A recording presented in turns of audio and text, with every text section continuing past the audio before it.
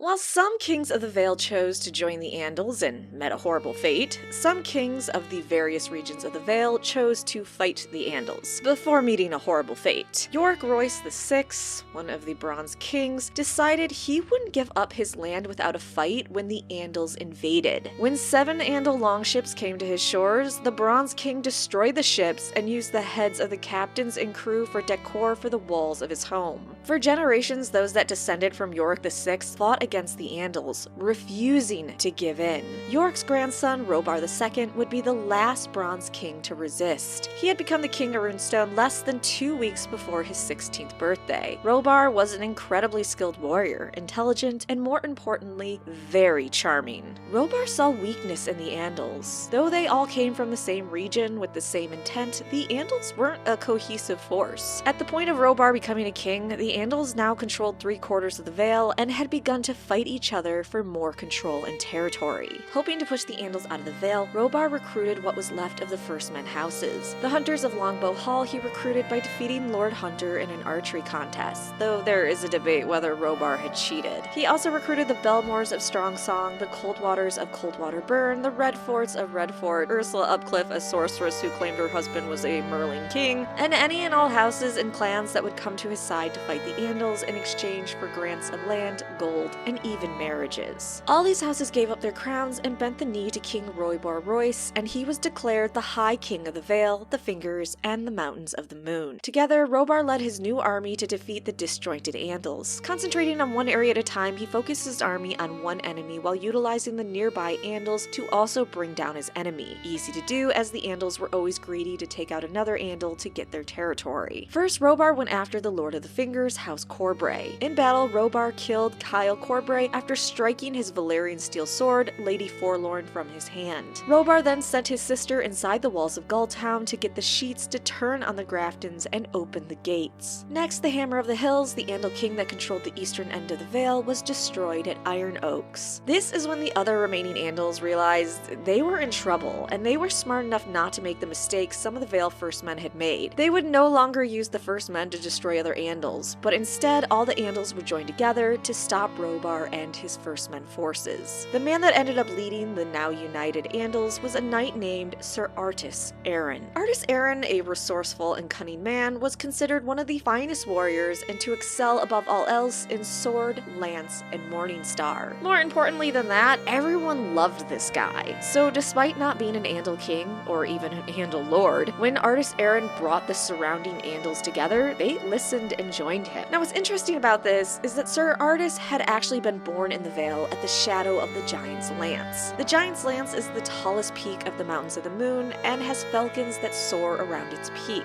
In honor of this, Artus had a moon and falcon on his shield. On his war helmet were a pair of falcon wings. So he really had a theme going. Because of this theme, Artus became known as the Falcon Knight. The two equal forces, the First Men defending their homes and the Andals wanting to keep their newly acquired homes, faced off at the foot of the Giant's Lance, close to Artus's own home. Robar had the advantage though. He had the high ground and the mountain at his rear. Not only that, but he had arrived days earlier to dig trenches in front of their army and to put sharpened stakes smeared with offal and excrement to offset the Andals' advantage of having 10-to-1 mounted knights and much better armor and weapons. Finally, 3 days later, the Andals arrived at dusk and set up camp 1.5 miles from the First Men army. As the sun set and the clouds covered the stars, hundreds of campfires glowed in the night, but Robar looked to the enemy's camp and saw the Andal warrior with his silver helm with falcon wings and knew what he had to do, who he had to take out. At dawn, the armies would clash. After a restless night and an arrow or two blindly shot in the night at each army, morning came and the men put on their armor and prepared for the intense battle to start. As dawn came, a sign appeared in the sky, at least to the Andals. There were 7 stars shining, which meant their gods were with them. They sounded the trumpets and the vanguard charged up the slope towards the First Men forces. 7 times the Andals charged at the First Men, and 6 times the First Men shrugged off their attacks. The 7th time the Andals had an advantage, what appeared to be a madman.